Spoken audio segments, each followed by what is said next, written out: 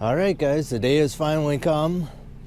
Whether it's a good or a bad thing, I mean, it's kind of a bummer that I'm done, and all the work I've put into getting the line out is all going to be over today. But it's also, it's due. My body is sore already. It's been a long month, let's put it that way. So yesterday I did exactly what I said I was going to do. So I have a milk crate here for dog proofs. This tote here is for clean coyote traps. So by clean, I don't mean that like they haven't touched dirt. So obviously I don't have any brand new traps or traps that haven't been set in my truck right now. By clean, I mean coyote sets that I put out but have not made catches or been set off. If they've been set off, that means either a deer stepped in them or they were dug up or whatever. But I always am kind of cautious about one that's been set off. Did a coyote come by and then mark his territory on it, or whatever. So basically, sets that I've put out that have not made catches or been set off the entire season or the entire time they've been set, that's a clean trap. The only reason why I keep them a little bit separate is those traps are usually fairly quick to get cleaned up for next season. There won't be a lot of dirt stuck to the actual trap. They're fairly easy to get cleaned up, or it would take a lot less time to get cleaned up. I don't need to worry about the trap tags on them because they should all been on there before this season, and if they haven't made a catch, they should all be on there for next season. So that's all the only reason why I separate the two. And then I have the bigger tote because I have way more traps that have made catches than haven't. So the bigger tote is ones that have made catches, and I already have a few. I actually do have one clean trap in here just to hold my tote down. And then I got dirty traps, and then I got another milk crate up here in the front. The second milk crate is going to be throwing like 220s in it. And then towards the end of the line, if I run out of room for dog proofs in the other one, I'll start throwing them in that one too. So I just wanted to show you. Normally, this is what I carry in my pocket. I got a buck knife and my lineman pliers. Oops. So these two things will be in my pocket all day, because you just never know when one or the other. The pliers comes in handy all the time, but you never know when a guy might want a knife or something. In here I got my block for my pole bar, a cable cutter, my trapping hammer, and my rope. And then I got my pole bar, and all I left in here basically is my traps or animal dispatching gear. And then I also left my stake driver in here because there are a couple that might be under snow or close to being under snow, and they might be hard to find. So that's why I got the string in my bucket, and on those sets I'll grab my stake driver so I can use that to help me find them if I need it. But yeah, it's like right at 8 o'clock here, so we're nice and early today, earlier than I have been getting going. So it's going to be a long day out there. I'm not going to show you a lot of pulling sets, or probably any pulling the sets. We're going to show you catches if I got them, and anything else interesting I find out on the line. But I think that's about it. I did mention yesterday, so I was wearing a blaze orange hat kind of off and on yesterday. Yesterday was the start of our muzzleloader season for deer. I didn't actually see anybody out hunting deer, I don't think. There was a bunch of pheasant hunters out. But today I'll be out closer to people's groves and that type of stuff where they may be hunting. So we'll be wearing the blaze orange hat, just in case there are a hunter or two out there. But yeah, that was why I was wearing it yesterday. I do have my other hat in there just in case I get this one sweated up. And if I'm out in the open and right next to my truck, I'm not so worried about it. But if I got to walk in to check sets, I'm wearing a brown jacket. Brown jacket, something brown moving around by the woods. I'd rather have a little blaze orange on. So, all right, I think that's everything. Let's get out there on the line and start pulling sets. All right, guys, I'm making really good time through the line, honestly, pulling everything. I've been a little bit braver today. I've been driving partway out at least a lot of my coyote sets. Some of them I can drive right up to. You know, things have dried up. I mean, obviously you can see I drove to here, but I drove over here on the high spot because right here I would probably not drive. So I'm going to circle around this little wet spot, and there's a little wet spot right here. But so you just got to be smart about it. Some of them, if it looks iffy, I'm driving maybe part way out and then stopping and then walking the rest of the way. So, but I've still been doing plenty of walking. After the first 2 sets, I lost the Carhartt jacket. I definitely didn't need that. And at times, I've thought about losing the sweatshirt too and just wear a long sleeve shirt. But I got a question for my fellow trappers out there. So I pointed this out, I think, maybe a day or 2 ago. So there's a badger hole dug, and it's packed in from the inside out, filled back in. Now, is that an actual badger in there, you suppose? And if it is, I just want your guys' opinion on it. If it is a badger inside that hole, because this is what I heard that they'll do, that they'll fill the hole in from the inside, and they'll be down in there. Basically, that's how they stay warm, you know, and then when they get hungry or whatever, they'll dig themselves back out and then, you know, go scurry around or whatever. But if that is a badger and you think the badger is inside that hole, how does a guy go about trying to catch him?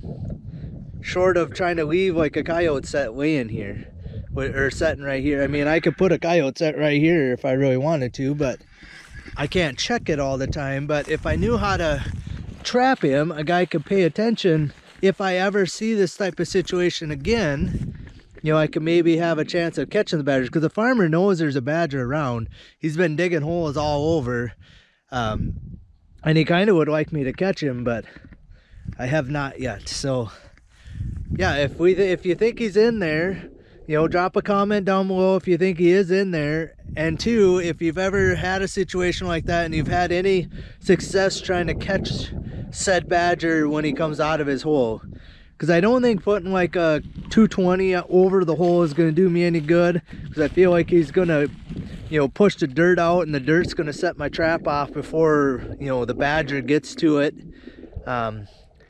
I've thought even like a snare. I'm not huge on trying to snare a badger, but I've even thought about like a snare on there. I don't know. I have no idea how really to catch him, you know, where a guy could leave the set and not, you know, have to have a dirt hole here working, or a, you know, coyote set of some sort working. But otherwise, I have no catches for you. I just wanted to point that out. So far, I don't know, I'm probably 25 coyote sets I've gotten pulled. I've had 2 set off, which I think is actually a pretty good average, honestly, for not doing a lot of maintenance days. I had 1 was frozen. That would have never went off. Like, I really had to chop at it to get it to go off. And then I had a farmer's house cat caught. So I've had 4 coyote sets set off. All the rest of them been working good. So I think that, like I said, I feel like that's a pretty good average. We'll see if that stays true. I got 2 more right behind me. I know they're both working because I just remade them the other day. So we'll get these 2 pulled and continue on the line. I'm already stiff and sore from, you know, it's a lot of work pulling these stakes out of the ground. I don't want to leave them. I don't like leaving them in the farmer's field, and I do reuse them. If it doesn't bend my plates up, I'll reuse them for a year or 2 and then throw them away. So all right, that's all I got. Leave comments down below if you can help me out. Otherwise, we'll see you down the line here. So I'm still at the same 2 sets here. I don't know, I showed you this the other day, but I'll show you guys. So we got a fence line here, a tree line, a big rock pile. This is the middle of the section here. So it's a 1/4 mile from every road, or a 1/2 mile from every road. And then there's a farm place up here and another one down here. And then there is a wildlife, big CRP wildlife over this direction. So I have two sets here, and it seems like on this end of it I always do the best. I've had them all the way along this whole side of this, and I always do the best on this end. And I caught a coyote in this set the other day. My question is, so this is what I end up weaving. So my trap was right here. I literally just grabbed onto it, yanked the stake out of the ground. That's how I weave my sets, just like that. I'm kind of curious what you guys do. Like this one, it kind of filled in a little when I was pulling it, but so I mean my dirt hole is there, the bait and lure is still all there. Now there's just this hole with all the peat moss and everything in there. So do you guys do anything with your sets when you pull them? I mean, do you kick dirt into this hole? Do you cover up your dirt hole? Do you do anything with any of this stuff? Or do you just leave it just like that? I leave it just like that. I feel, I don't know, if a coyote comes along, he's gonna smell the bait in there. If he wants to, if he's hungry enough, he can dig it out. He'll learn that it's safe to eat that, you know, that smell. Next year, if I put sets here again, you know, he won't be afraid of it. I don't know. I don't know if that's good logic or not, or if I should be blending my set back in, you know, at least kind of kicking the hole shut where my trap was at, or I don't know what. I'm kind of curious what you guys do. So again, it'd be interesting to hear what you guys do. So leave comments down below. Let me know, and maybe I can learn something from you guys. Finally, guys. Boy, I was getting the last day jitters here, whether or not I was going to be able to come home with any fur today. I'm probably 3/4 of the way through the line. I don't have that many sets left to pick up, and yeah, I probably got like 10 coyote sets left before I get home. And I tell you what, like I said, it's been dry, and I haven't had any set off traps or anything since I talked to you guys last, except for today. We got this guy bouncing around in my trap. Looks like a real nice, well-furred dog. The last like 4 or 5 I've caught have been rubbed pretty bad, but he looks good all the way around. So this is the slough right here where there's one beaver house here, the other one's over there where I filmed the otter the other day. I'm not so sure. I didn't stop and look with the binoculars, but like, I don't know, it's probably 2 miles, 3 miles, maybe 2.5, 3 miles that way. I'm pretty sure there was at least 2 otter playing around on the ice in a slough out in the middle of it. I didn't see him until I was driving, you know, already almost by it before I seen him out there. And I'm pretty sure that that's what was out there. But yeah, got myself, like I said, and then I just got the edge of this fence line. The predominant wind is a north wind, which will be blowing my scent, you know, over into on the edge of this field. And then like right up over here, there's kind of that silo in a tree there. There's a wildlife area over there too. And then over here, this farmer has got like 40 acres of just wildlife grass area or whatever over there. So I feel like the coyotes are going to run either right along the edge of this slough, or they're going to be running along the edge of this fence here and headed over towards like this wildlife. So apparently it worked out. This is only the first time I've ever put a coyote set right here. And the reason why I put it here is it looked like there was a trail through the grass right here. It kind of goes out right there out to the field. Otherwise, like over this way, I thought, you know, there might be a trail, but I didn't see any trails down that direction. So I made sure the trail's here. I made sure my set would have been upwind of it most of the time with our northwest winds here. And today, like I said, got a nice looking coyote. I would guess a male if I would just by the size and the way he's all puffed up. Like you could tell, like he's got his hackle in the back of his head all the way down the whole spine. He's got all standing on edge. But caught deep in that MB550. Basically, it was just a dirt hole set into like, you know, a old pocket gopher mound. You know, you could see like there's a hill here, and I just kind of made my hole into the side of that. So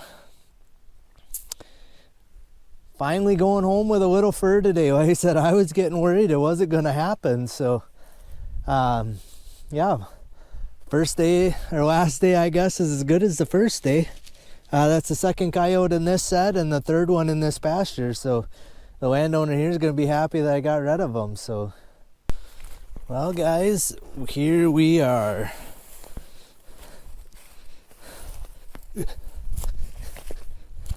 So the other day I had a raccoon caught here, and then there's a 220 sitting right here. I've got 2 skunks in there.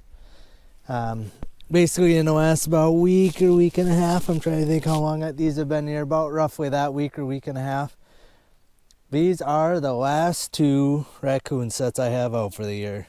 That one and that one right over there. Just thought I'd point that out. Like I said, we're coming down to the end of it. I got 4 coyote sets left to pull, and then we'll be done for the day. It's going a lot quicker than I thought. I've had 1 set off by deer since I last stalked deer, since I had that coyote caught. I had 1 set off by deer, 2 were frozen. They had a snowbank over them. They were under 2 foot of snow for a while, and I just never went out there and chopped them all out. I should have, but laziness got the better of me. They were both frozen. And then I had 1 dug up. So my trap was literally just flipped over, laying right in the trap bed, right on top of the peat moss. Just the bottom of my trap was facing up. It's going to be hard to catch anything like that. I don't know how like fox or coyotes can do that, or raccoons or whatever did it, but you know, like, yeah, there's pan tension on there to keep them from just going off, but God, you got to be pretty agile to be able to flip it over and not actually set it off when it's on the ground upside down. But anyway, so yeah, I've had a few more set off. I think, what is that, like 8 now, something like that. That's about average for me, honestly, guys. Like, well, the 2 that were frozen, I knew they were still working. They were just frozen. But anyway, we'll get this guy pulled. I probably can't pull it without my pull bar, so I'll go grab that, and then we'll get this guy here picked up too, and we'll get on our way. Like I said, I got 4 coyote sets left to check, or left to pull, and we'll be home. I'm tired and sore, so I'm ready for that. Well, guys, here they are, the last sets of the year. Got a coyote set, a dirt hole right here, and right here where this stick is sticking up. Let's see, I can't really see it. Right here is a flat set. So I got a flat set right here. This is Castor. This is Gusto on that side with a little fox earring on the back. And I just blended it in with all this chewed up debris. I did catch a coyote in here the other day. So last 2 coyote sets to get pulled today. I don't know. It's always disappointing to have to pull the line today. I mean, it had to be done today, so that's it is what it is. But like, it's kind of a little bit of relief almost right now because I'm tired and I'm sore. But anyway, we'll get these 2 pulled and get back home. All right, guys. That's the end of the season right there. That's a wrap. Got the entire line pulled today. It's not even that bad. It's I got 10 minutes after 2, so I left like right at 8 o'clock. So 6 hours to get everything pulled. It's a little shorter than like last year, but I didn't have quite as many sets out and didn't have them spread out as far as I normally would. But yeah, so I feel like I did pretty good. I drove out to more sets than I kind of figured I was going to be able to. I didn't get all the way to every one of them, but I got, you know, even halfway out. When they're a quarter mile from the road, driving an 1/8 mile out means I only had to walk an 1/8 mile there and an 1/8 mile back instead of walking a full quarter mile each way. So, you know, and I'm not the fastest walker, but save you a quarter mile walking, you know, it could save you 5 minutes across a plowed field of walking. So, you know, you do that a few times, it adds up. Especially on my body. It saved more on my body than it saved on time, honestly. I mean, I'm sore. I'm gonna continue. I'm just starting to really feel it, and I feel like within another half an hour I'm really gonna feel it, and within a couple hours I'm gonna be hardly be able to move, I have a feeling. But we're just gonna give you a look at what we ended up with, how I sorted it. So these are all clean traps that didn't make catches this year. Like this one here, you can see he's got plenty of dirt on it, but like this one here is almost perfectly clean. Like that thing could probably go to a brand new location, be set and not hurt anything. But you can see how rusty that one is. That one will be dyed next year. And And the only reason why I keep them separate is you kind of look at these guys, like every one of them is just caked in mud. You know, for making catches, they roll them around in the dirt. I clean them off, you know, to get them back working the best I can. So these were all clean traps. These are all dirty traps. I didn't really use this too much. I threw a couple dog proofs, and all the golf balls from the dog proofs are in there. I threw H stands, and my 2 slider wires are right here. 220s, and then that's all dog proofs on that side. So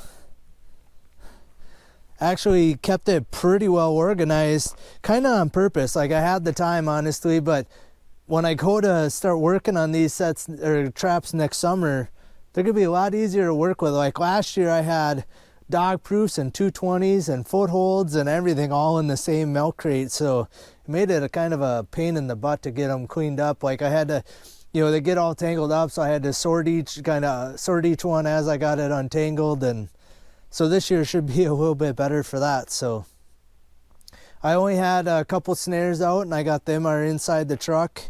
Otherwise, like I said, I ended up, I don't know, you can take a snapshot of that. That's how many coyote sets I pulled today. So I don't know how many are actually there, but it's close to 50 of them. Oh, there's one more. I don't know why I had one 6-foot pole marking one of my coyote sets.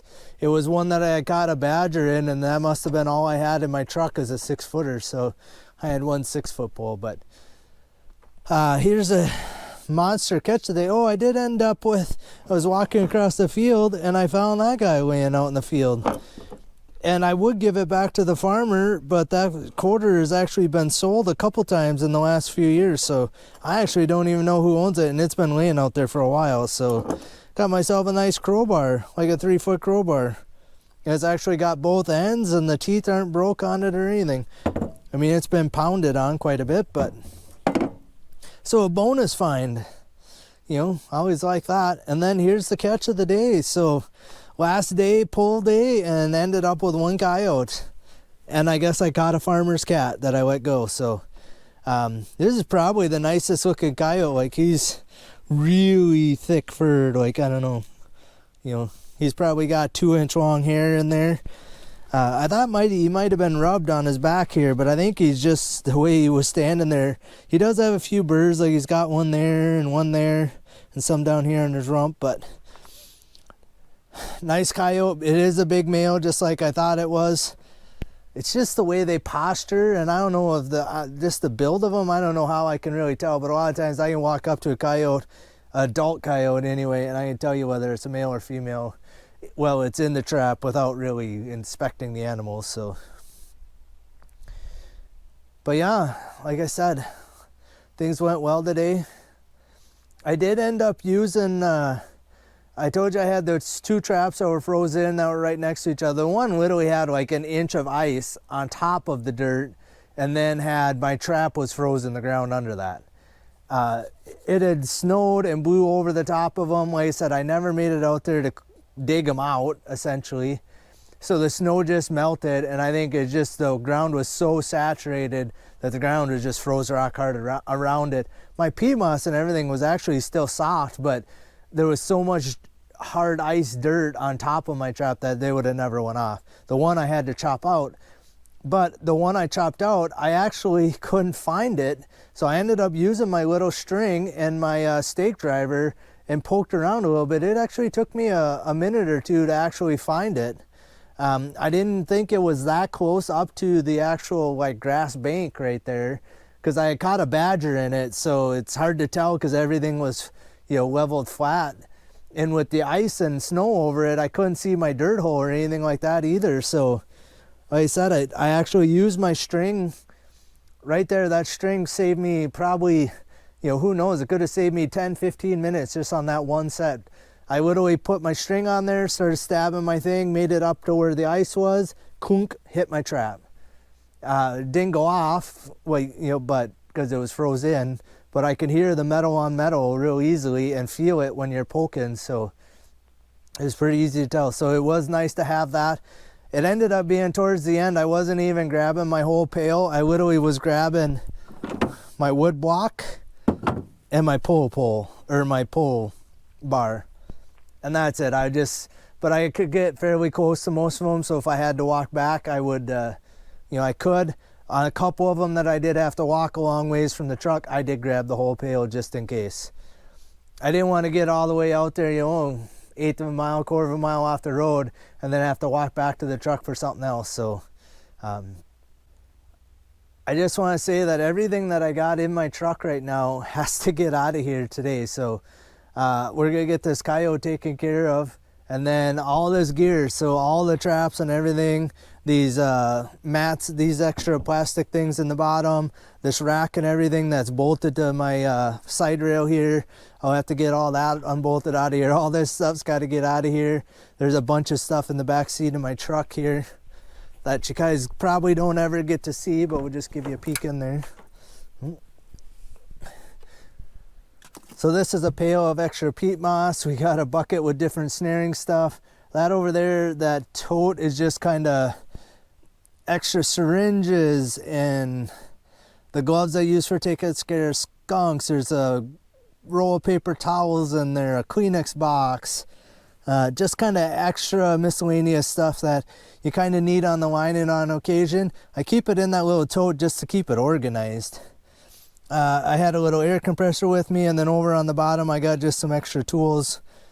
I did take out a bunch of that stuff the other day, yesterday, day before, Friday afternoon. I took out a lot of that stuff because I knew I wasn't going to need it to remake mini sets. So yeah, like I said, I'm pretty successful with the season.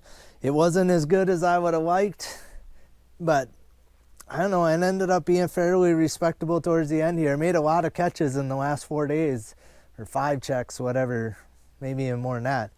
Last probably 7 or 8 checks, honestly. I probably caught half of the fur I've gotten, so, or half of the coyotes and fox. I think that's everything. I just want to, there'll be kind of a season wrap-up video coming after this.